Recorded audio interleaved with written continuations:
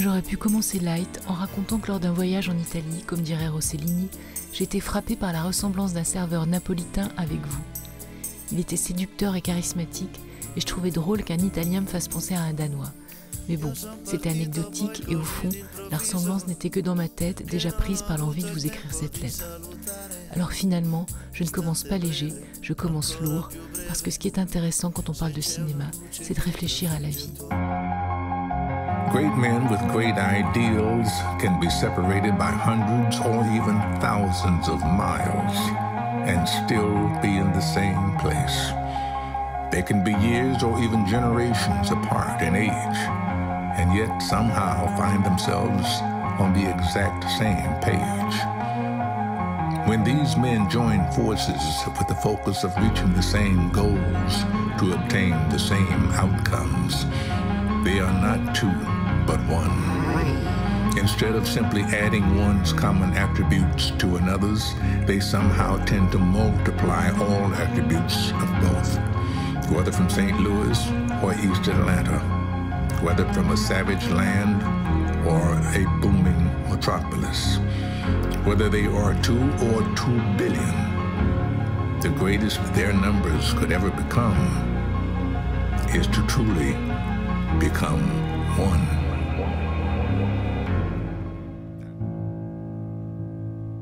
C'est en écoutant Robert Badinter parler, dans une émission, de son arrivée dans la cour de la prison le jour de l'exécution d'un homme qu'il avait défendu en 1972 sans pouvoir le sauver, en l'écoutant décrire avec précision, concrètement, la guillotine, l'émotion retenue dans sa voix, que j'ai décidé de commencer par ces plans de vous jouer un personnage condamné injustement à mort, montant à l'échafaud.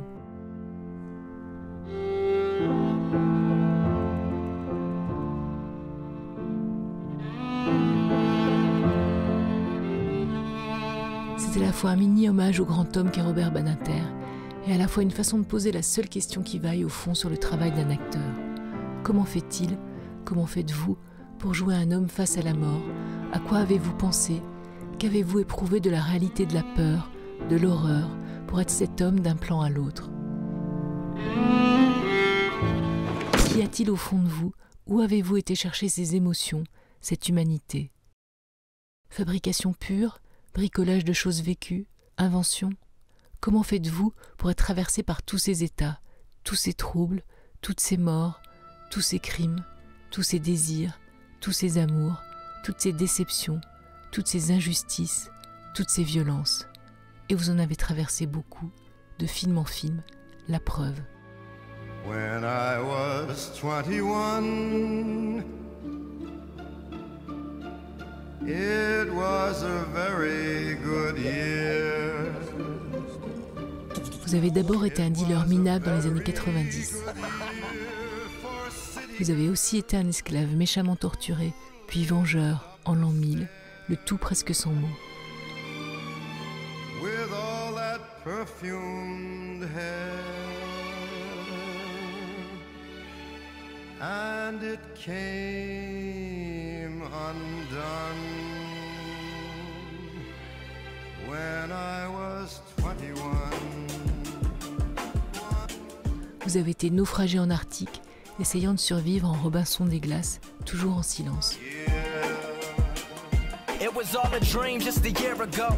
Busting tables and serving food, but y'all don't hear it though. Now I'm on another level, but y'all ain't near it though. Puis un tueur à gages un peu désenchanté de nos jours. It's a blessing cause now rapping is my profession, yo. Set to detonate, I'm just waiting for my time to blow. Hollywood vous a vu dans le futur, en père aimant dans Rogue One.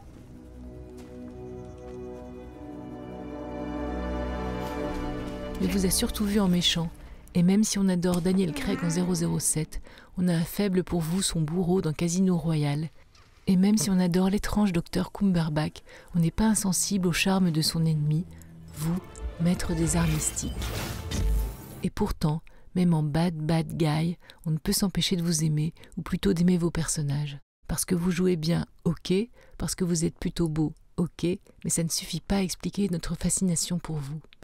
Ce que vous avez, en plus, à mon avis, c'est un truc d'électron, un truc de pure physique, un genre d'équation qui s'appelle le magnétisme, mais un magnétisme presque animal qui vous rend irrésistible, Pas la peine de lutter, on est attiré, comme spectateur bien sûr, et comme réalisateur évidemment, et on se retrouve parfois même à rêver de vous.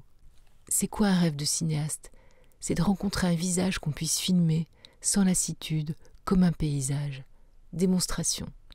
C'est dans Michael Colas qu'on voit le mieux le paysage dans votre visage, car Arnaud Despalières vous filme comme un peintre, et toute l'histoire du personnage, de l'injustice qui lui est faite à son désir implacable de vengeance, tout se lit dans ces plans en clair-obscur de vous, muet, blessé, déterminé.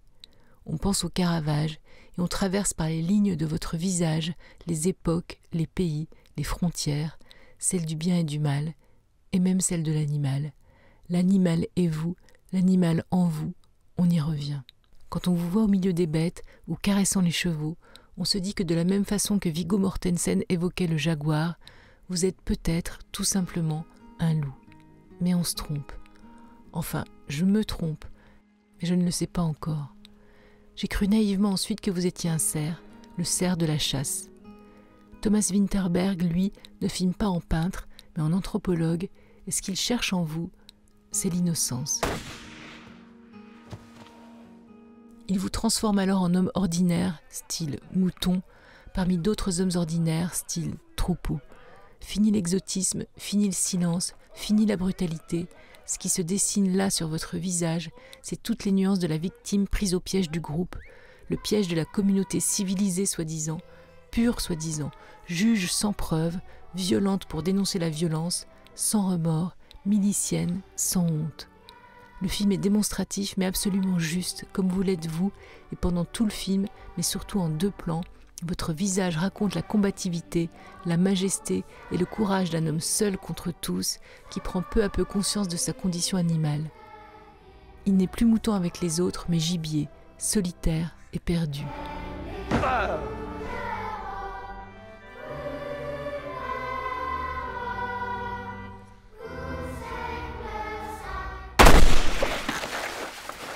Et pourtant non, vous n'êtes pas un cerf condamné au sous-bois.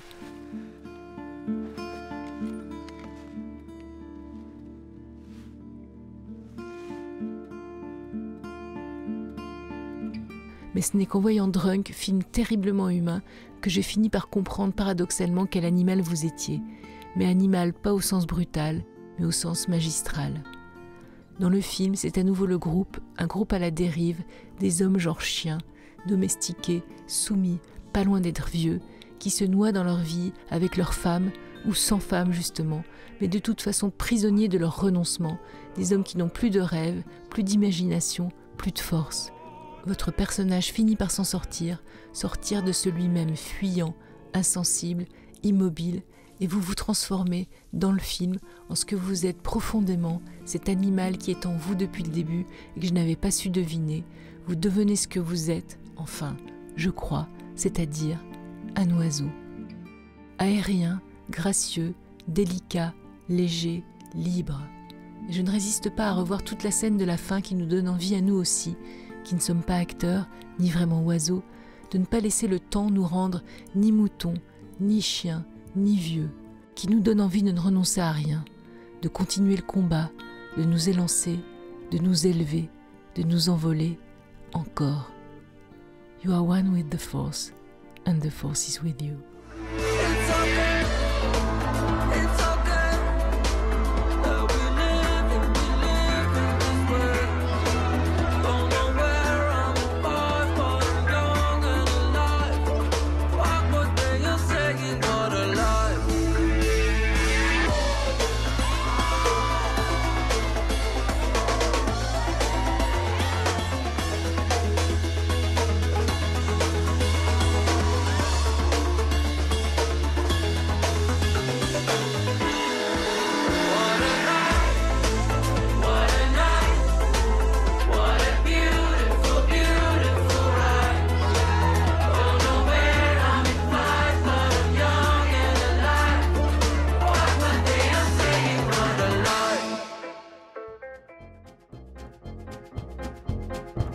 Ride la stella Aldebaran, ride fa to be or not to be.